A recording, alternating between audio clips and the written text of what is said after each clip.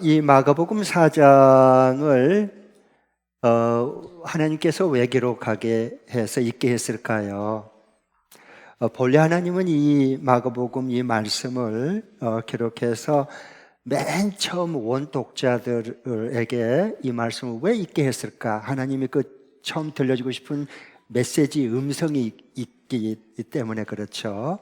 그걸 알려면 원독자들이 누구였고, 그리고 그 원독자들이 어떤 상황 속에 처해 있길래 하나님이 마가에게 성령을 감동을 줘서 이걸 빨리 써서 저들에게 이 나의 뜻 음성을 읽고 듣도록 해라 라고 했을까요? 꼭 그 질문을 가지고 그 관점과 시각을 가지고 주목해서 성경을 보시면 하나님의 음성을 들을 수가 있어요.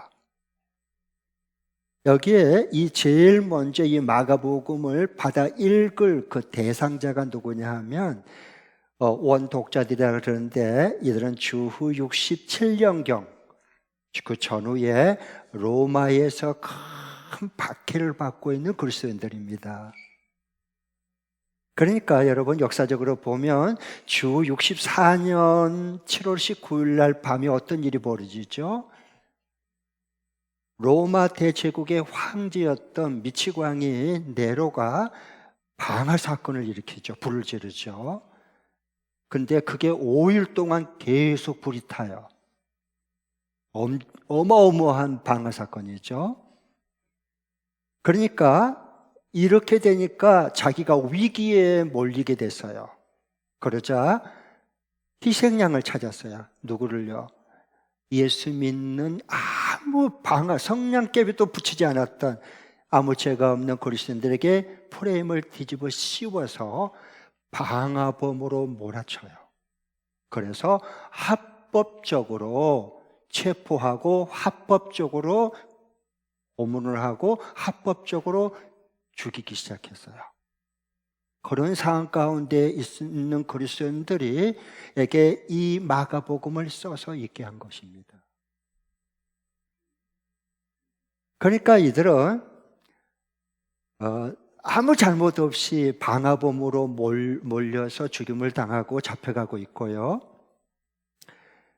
동시에 로마 황제 숭배 사상을 강요했을 때 이 원독자들은 황제는 우리 신이 아니다, 주인이 아니다, 오직 우리를 위해 죽으시고 살아나신 예수 그리스도만 우리의 주인이고 우리의 왕이십니다 라고 황제 숭배를 완강하게 거부했어요. 그러니까 황제 권력자들 눈에 그리스도인들이 눈에 가시처럼 여겨졌습니다. 저것들을 한번 없애야 되겠는데, 옳다 됐다 잘 됐다 이렇게 해서 프레임을 뒤집어 씌워서 그리스도인들이 방화범으로 내몰리기 시작합니다.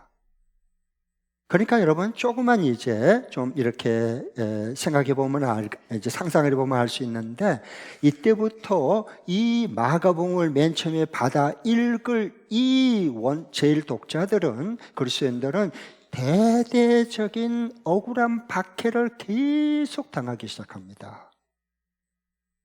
교회 역사의 기록에 보면 그것이 얼마나 비참하고 처참하고 가혹했는지요. 수많은 그리스도인들이 십자가 형틀의 극형에 못 박아 죽임을 당하기도 했고요. 그리고 깜깜한 밤거리에 가로등에 불을 밝히기 위해서 예수 믿는 예수쟁이들을 잡아다가 타일, 이 기름을 갖다가 몸에 끼워 얹어서 가루처럼 묶어놓고 불을 붙여서 거리를 밝혔습니다. 그리고 화형에 처했습니다. 왜? 예수 믿는다는 것 때문에. 그리고 큰 로마 원형 경기장, 지금도 그 흔적이 다 남아 있습니다. 거기에 로마 시민권자들이 경기장에 꽉 차 있는데 굶주린 사자를 며칠 굶주려 가지고 예수 믿는 사람을 거기다가 묶어서 앞으로 두면 굶주린 사자가 그걸 뜯어서 찢어 먹습니다. 그러면은 로마의 그 원형 경기장에 있는 시민들이 막 화나고 박수를 쳤습니다.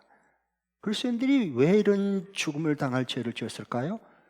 아무 죄를 짓지 않았습니다.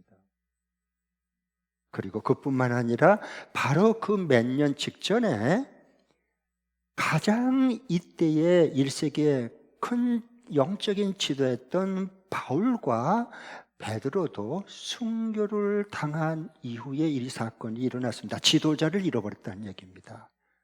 그러니까 그리스도인들이 큰 혼란에 빠지기 시작했고, 회의감이 들기 시작했고, 그리고 신앙생활 내가 과연 이렇게 고통을 당하면서 죽임을 당하면서까지 신앙생활 내가 계속 예수를 믿어야 되느냐 하는 그 원독자들은 당면한 굉장히 큰 과제에 직면하기 시작합니다. 그래서 믿음이 송두리째 흔들리기 시작하고 배교하고 예수님을 침뱉고 떠나기도 했습니다. 바로 이런 가운데에 그리스도인이 살 수 있는 길은 두 가지 중에 하나뿐이었습니다. 그 둘 중에 하나는 뭐냐 하면 이걸 선택을 해야 하고 결정을 해야 되는데, 첫 번째로는 광야로 멀리 도망가는 겁니다. 안 잡히기 위해서. 믿음을 포기하지 않으려면 광야로 멀리 도망가서 예수를 믿거나, 아니면은 지하 무덤 속에, 그 무덤 속에, 땅굴 속에, 그 무덤 속에 들어가서 거기서 숨어서 믿음을 지키거나 이렇게 하든지, 아니면 예수님 필요 없어, 나 안 믿어, 그리고 예수님을 배교하고 그리고 버리는 겁니다. 그리고 일상 시민으로서 살아가는 겁니다. 이 둘 중에 하나를 선택해야 될 위기가 오는 겁니다. 오늘날로 말하면 이런 거, 우리 교회 역사도, 한국 교회 역사도 가슴 아픈 얘기들이 있잖아. 일제 36년 강점기 때에 교회 안에 십자가를 떼고요, 일본의 신사를 신으로 섬기라고 강요받았습니다. 그것을 많은 사람들이 신사 참배를 했습니다. 배교했습니다. 그러나 끝까지 그 믿음을 지키다가 고문당하고 장애인이 되거나 아니면 순교를 당한 사람들도 많습니다. 그런 상황 가운데 이 마가복음이 기록됐다고 상상하십시오. 생각하면 이해가 됩니다. 그리고 6.25 동란 이후에 북한군이 쳐들어와서 교회 그리스도인들을 동네 마을에 다 잡아놓고 마지막 선택권을 주는 겁니다. 둘 중에 하나, 너희에게 죽든지 살리든지 선택권을 마지막 기회를 주겠다. 그것은 너희들이 사는 길은 이 예수님의 십자가와 이 사진을 놓고 침뱉고 십자가를 지근지근 밟고 예수님의 얼굴을 지근지근 밟고 지나간 사람은 살려주겠다. 예수님 안 믿는 걸로 간주해주겠다. 그러나 끝까지 이걸 거부하고 예수 믿겠다면 바로 체포돼서 고문을 시키겠다. 그 상황 가운데 마가복음이 기록된 겁니다.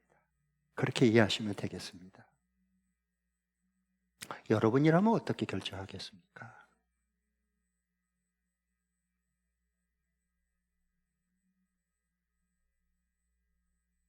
그래서 이런 큰 핍박과 순교가 계속되자 당시 그리스도인들이 이 믿음 생활에 회의감이 들기 시작했습니다.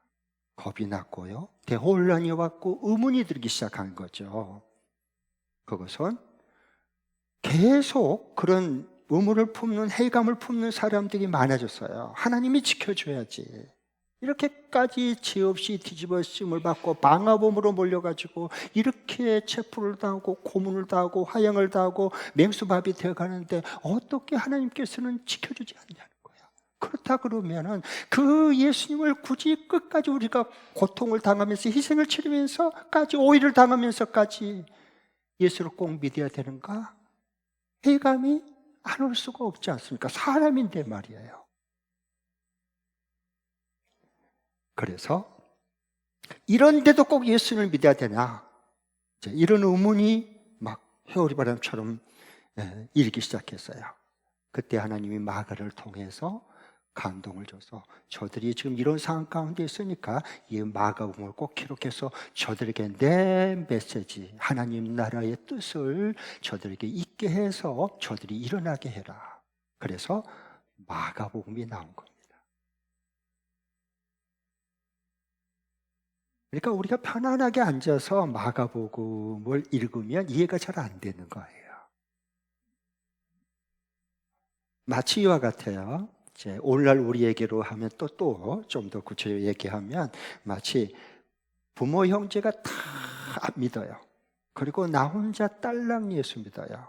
그러면은 설 명절이라든가 제사 지낼 때라든가 형제들끼리 잔치를 할 때 굉장히 타겟트가 돼요. 비난과 공격에. 야, 너 예수 믿는데 아직도 이렇게 가난하게 살아? 하나님 해준 게 뭐야? 그만 때려치워. 이렇게 빈정거린 게 눈에 들어온단 말이야. 얼마나 마음이 불편하겠어요. 갈등이 일어나죠, 그러면. 거기에다가 이제 박해를 받은 중에 있는데, 거기에다가 또 목자 목녀 하겠다고 처음에는 좋은 기대감을 가지고 했는데, 목자 목녀를 했는데도 목장 식구가 거의 없어. 계속 없어요. 있었는데 떨어져 버렸어요. 그렇게 되면 우리 마음속에 믿음 생활에 대한 회의감이 들기 시작해요. 의문이 드는 거죠. 당연하지 않겠어요? 그렇게 되니까 그 목자 목녀와 목장 식구 뭐 한 명밖에 없는데, 그것도 왔다 갔다 목장 모임 매주 참여하지도 잘 않고, 그랬을 때는 우리가 이제 마음이 굉장히 위축이 되고 회의감이 느끼기 시작하는데, 처음 가졌던 기대감도 사라지고 열정도 다 식어버리잖아요. 그렇게 되면. 그러면서 이런 마음이 들죠. 진짜 내가 이 목장을 계속 해야 될까? 다시 일어날 수 있을까? 이거 언제까지 해야 되지? 그러면서 난 목자 자격이 없나? 그런데 괜히 내가 한다고 지금 하고 있는 게 아닐까? 내려놔야 될까? 그리고 가정교회 나하고 안 맞은 것 같아. 이런 생각까지 드는 거예요. 회의감이 드는 거예요. 여러분, 이게 우리는 핍박이 크지 않아도 이런 생각이 드는데, 이 당시는 얼마나 그리스도인들이 했겠어요. 그래서 오늘 읽은 이 말씀은 하나님 나라는 이와 같아 하면서 두 가지 비유를 말씀해 주신 거예요. 잘 이렇게 감춘 진리와 보화를 잘 밝히 드러내서 이해하고 받아들이고 믿고 확신을 가질 수 있도록 그렇게 해주신 거거든요. 첫 번째 비유가 뭐냐 하면 26절부터 29절에 나오는데, 씨의 생명력이 들어있다는 것을 하나님 나라는 이와 같다라고 말해요. 씨앗 속에는 생명력이 들어있어요. 눈에 안 보여요, 생명력이요. 땅에 갖다 심어보세요. 거기서 싹이 나고 뿌리가 나고 우리는 자고 일어나고 잘 안 보이는데요, 그게 계속 자라요. 계속 자라요. 나중에 이삭이 맺어져요. 연구해져요. 그리고 아주 열매가 풍성히 맺어져요. 그리고 추수할 때가 오는 거예요. 하나님 나라는 이와 같은 거야 라고 말씀해 주세요. 그게 26절부터 29절인데 한번 읽어보겠습니다. 시작. 예수께서 또 말씀하셨다. 하나님 나라는 이렇게 비유할 수 있다. 어떤 사람이 땅에 씨를 뿌려놓고 밤낮 자고 일어나고 하는 사이에 그 씨에서 싹이 나고 자라지만 그 사람은 어떻게 그렇게 되었는지 알지 못한다. 땅이 저절로 열매를 맺게 하는데 처음에는 싹을 내고 그 다음에는 이삭을 내고 또 그 다음에는 이삭의 알찬 나달을 낸다. 열매가 익으면 곧 낫을 댄다. 추수 때가 왔기 때문이다. 아멘. 처음에 씨앗을 심었을 때 그게 싹이 나서 그 다음에 얼마큼만큼 잘 안 보여. 그날이 그날이에요, 그냥. 그러나 씨의 생명력이 있기 때문에 이건 계속 하나님이 자라게 하는 거예요. 계속. 그리고 때가 되면 열매를 맺게 해주는 거예요. 풍성하게. 그래서 그 나중에 낫을 대해서 풍성한 추수를 하게 된다. 하나님 나라는 이와 같다는 거예요. 네. 그러면서 낙심하지 말고 포기하지 말고 의심하지 말고 끝까지 확신 가운데 나가라라고 하는 것을 위로하고 격려하고 응원해 주는 거예요. 그래서 이 말씀을 원래 주신 거예요. 그 다음에 두 번째는 겨자씨 비유를 말씀해요. 겨자씨 비유 30절부터 32절에 말씀해 주는데, 이것은 처음 겨자씨는요 진짜 작아요. 제가 팔레스틴 갔다 와서 거기 이스라엘 갔다 와서 겨자씨를 사왔었어요. 근데 사람들에게 기념으로 좀 오라리갖고 나눠줬어요. 매달씩. 그런데 주는데 어디 그러니까 입김과 콧바람에 그게 호로록 날랐고 땅에 떨어져 버렸어. 어디 못 찾았어요. 그 정도의 씨앗이 작아요. 이 겨자씨보다 더 작은 씨가 있어요. 그게 난초씨예요. 그러나 그 당시에 그 사람들이 관용어예요. 씨 중에 가장 작은 게 겨자씨다. 그치만은 그것이 자라고 땅에 심었을 때 그것이 자라면은 큰 나무로 자란다. 약 3m까지 자란다 그래요. 그러면 그 3m까지 자라게 되면 거기에 새들이 와서 깃들고 노래하지 않느냐.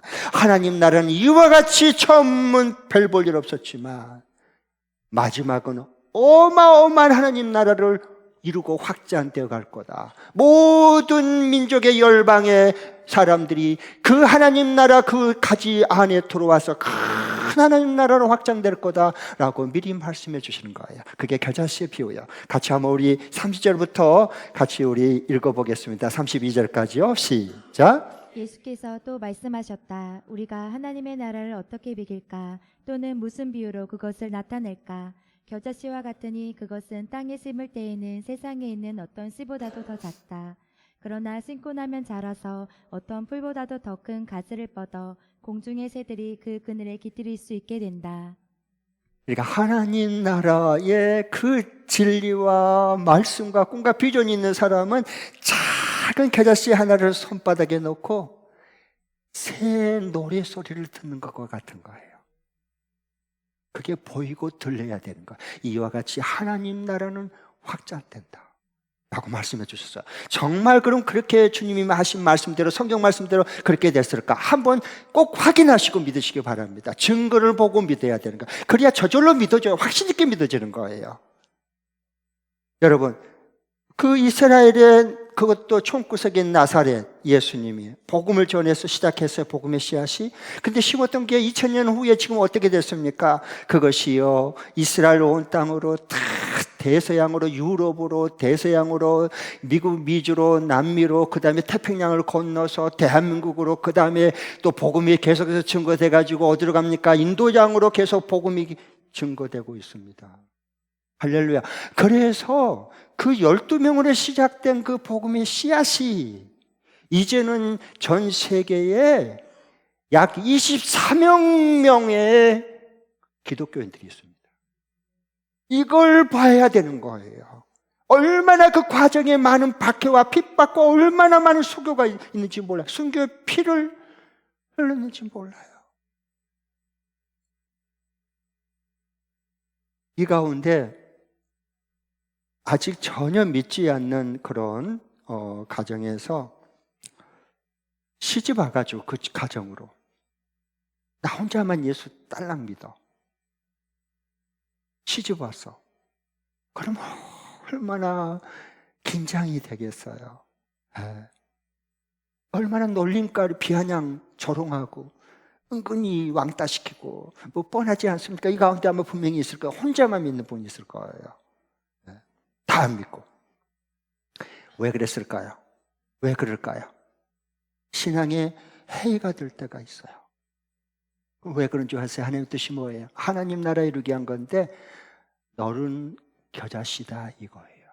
너는 하나님의 생명력을 가진 너는 겨자씨야. 그 집안의 겨자씨야. 내가 그 집안에 너를 씨앗을 심었어. 그러면 겨자씨처럼 생명력이 그 속에서 싹이 나게 될 거야. 자라게 될 거야. 그래서 그 집안을 다 구원시킬 거야. 누가? 하나님께서. 누구를 통해서? 바로 너를 통해서. 이 확신과 꿈을 꿔야 돼요. 할렐루야. 우리 교회에서도 진짜 황무지 같은 예수 믿는 사람 아무도 없는 그 가문에 혼자 와가지고 처음에 얼마나 핍박받고 왕따당하고 괴로움을 당했는데요. 기도와 믿음으로 말씀을 붙들고 약속을 믿고 승리해서 가족을 다 구원시킨 가정이 몇 가정이 있습니다. 우리 교회도요. 여기도 있네 보니까. 그런 겨자씨의 꿈과 비전과 환상을 가져야 되는 거예요. 하나님이 그러면 그대로 이루신 겁니다. 여기 믿지 않는 남편, 야, 믿으려면 내 주먹이나 믿어. 내가 예수님 손에 장을 진다. 그런데 지금 장을 지지도 않고 예수님 믿고 지금 예배 드리러 온 사람 여기 있잖아요. 할렐루야. 네. 그게 하나님이 하신 일이에요. 씨에는요, 보잘것없지만 작지만 그 안에 생명력이 들어있습니다. 그런데 여러분, 이 한 사람이 우리 한국 교회, 우리 한국에서 VIP 생고구마가 예수님을 안 믿다가 믿고요. 그 다음에 정말 하나님의 자녀가 된 구원에 하는 그 기간이 있어요. 기간이요, 2년 6개월의 평균입니다. 그러니까 2년 6개월 동안은 꼭 포기하지 말고, 아무리 박해하고 아무리 때려치라 그래도 여러분도 같이 때려치면 안 됩니다. 2년 6개월 동안은 기도하고 또 섬겨주고 또 사랑해주고 또 품어주고 하셔야 돼요. 거기에 왜? 나는 겨자씨로서 하나님이 심어놓은, 여기에 심어놓은 생명력이 있는 사람이기 때문에 그래요. 아멘. 네. 저를 따라해 주세요. 자, 이게 꼭 영혼 구원뿐만 아니라 모든 하는 일에 마찬가지. 사람은 생명력이 있어야 됩니다. 예수 그리스도가 내 안에 주인으로 모시게 되면 예수님의 부활 생명력, 죽음보다 강한 어떤 핍박과 박해보다 더 강한 예수님의 부활 생명이 내 안에 들어온 거거든요. 씨는 생명력이 있다는 거예요. 그리고 그걸 생각하고 저를 한번 따라해 주시기 바랍니다. 사과 속의 씨는 셀 수 있지만 씨 속의 사과는 셀 수 없다. 시작. 사과 속의 씨는 셀 수 있지만 새 속의 사과는 셀 수 없다. 아멘. 그거 봐요. 다시 한 번 더 시작. 사과 속의 씨는 셀 수 있지만 씨 속의 사과는 셀 수 없다. 아멘. 그걸 꼭 생각하시고 여러분, 사업을 하든 공부를 하든 회사에서 일을 하든 이걸 꼭 이 환상을 보십시오. 네, 이게 겨자씨 환상이에요. 사과 속에 있는 씨앗은 하나, 둘, 셋, 넷, 12개네 셀 수 있어요. 그러나 그 씨 속에 들은 사과는 앞으로 얼만큼 맺을지는, 사과를 열매를 맺을지는 아무도 모르는 것입니다.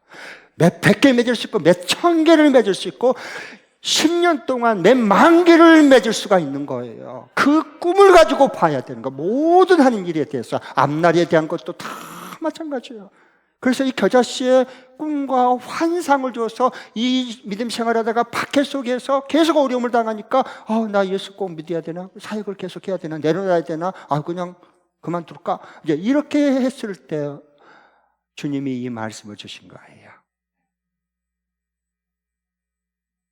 감사한 것은요, 우리 지지난주에 우리 청소년부 연합 수련회를 했어요. 그런데 우리 교회에서 우리 70명이, 새 친구들도 아마 5명인가 그때 참여했을 거예요. 70명이 참여했어요. 너무 감사하잖아요. 여러분 10대 자녀들 두신 부모님도 또 교육 목자들 수고 많이 했어요. 초등학교 때는요, 이게 다 축구공과 같아요. 축구공. 그러다가 돌변이에요. 중학생이 되고 10대가 되면 이제 어떻게 된 줄 아세요? 축구공이 럭비공이 되는 겁니다. 럭비공, 축구공은 이렇게 동그래요. 그래서 바운드를 하면 예측이 돼요. 이렇게 차면 이 각도로 뛸 거다. 그래서 여기 와 있어서 그걸 받아서 다시 차면 돼요. 축구공은 그래요. 예. 어렸을 때는 어린아이가 아빠 엄마가 어디 외쳐려면 아빠 엄마 나 데리고 가, 나 안아줘. 그리고 지가 먼저 신발을 먼저 신고 기다려.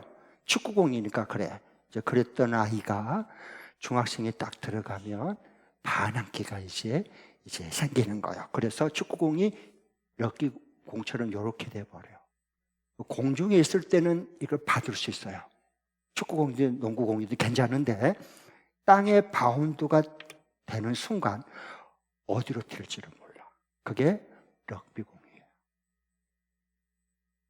여러분 자녀 어디로 튈지 몰라. 그래서 마음고생 하는 거예요.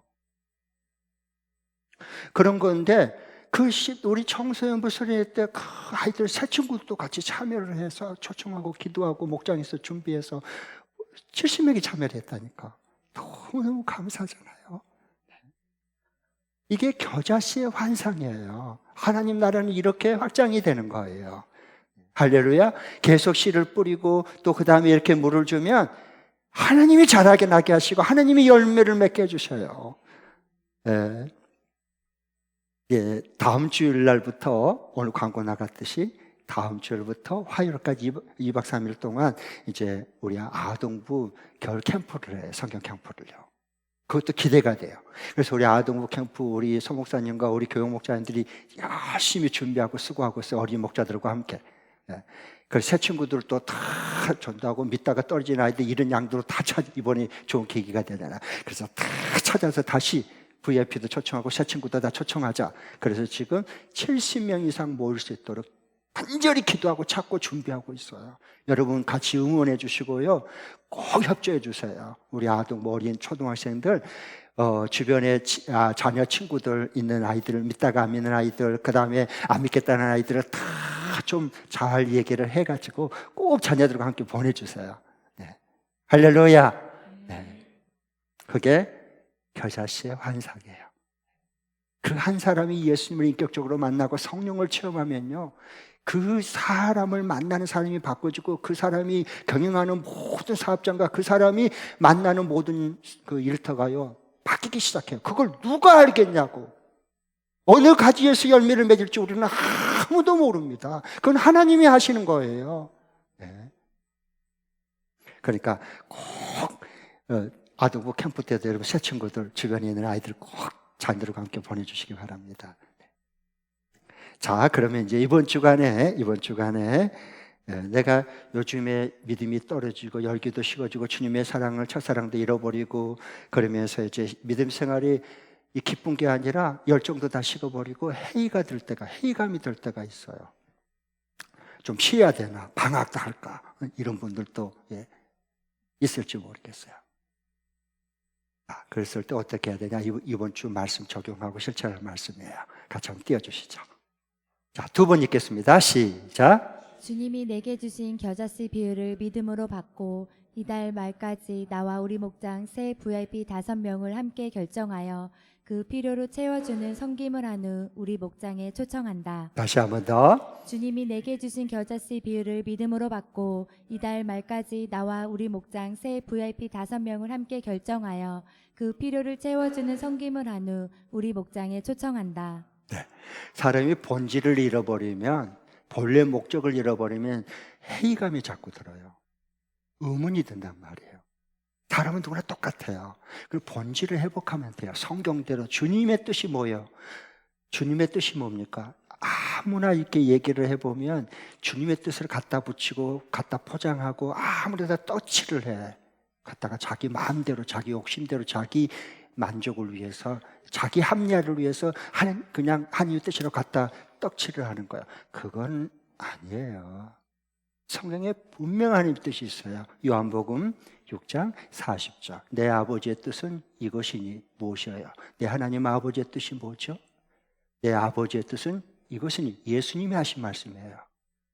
뭐라 그랬죠? 아들을 보고 믿는 자마다 영생을 얻는 이것이니라. 이게 내 아버지의 뜻이니라. 그게 하나님의 뜻이에요. 그 외에 하나님의 뜻은 없어요. 그래서 우리가 정말 저 추구하는 영혼을 살리는 게 하나님의 아버지의 뜻.